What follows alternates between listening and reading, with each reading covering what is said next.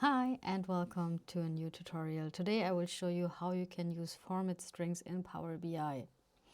First, introduction. My name is Kathrin. I'm managing partner at Yoda BI, founder of Colors of Fabric and Power Platform User Group Hamburg. All the content you find here is related to my GitHub account, so for example measures, datasets and so on. Everything you need is in the description below.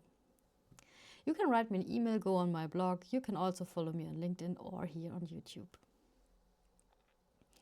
Okay, what will we do today? You see here a list with different kind of formats.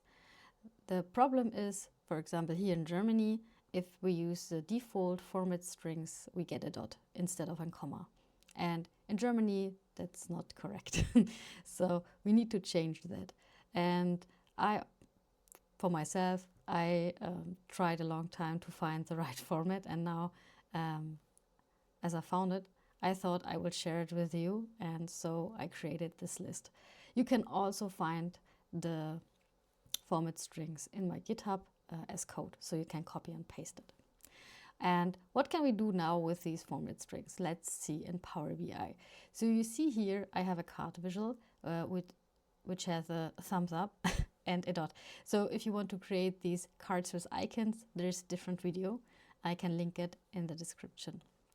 Okay. Let's see how the measure looks like. I will make it a bit bigger with CTL and plus, so you can read the measure. And you see here now we have two variables. And if you want to make a break, press Alt and enter. So it's like in Excel.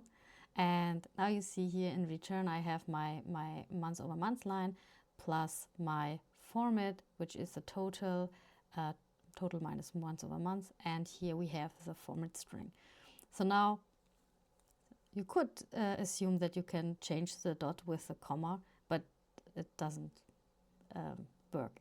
So I tried it by myself, and that's why I searched more, and I found out you have to put in the country location here. So in this case, Germany. So if I change that, you will see immediately, if we go back to our card, now we have our comma. And of course you can use that format string also for 1,000, millions and so on.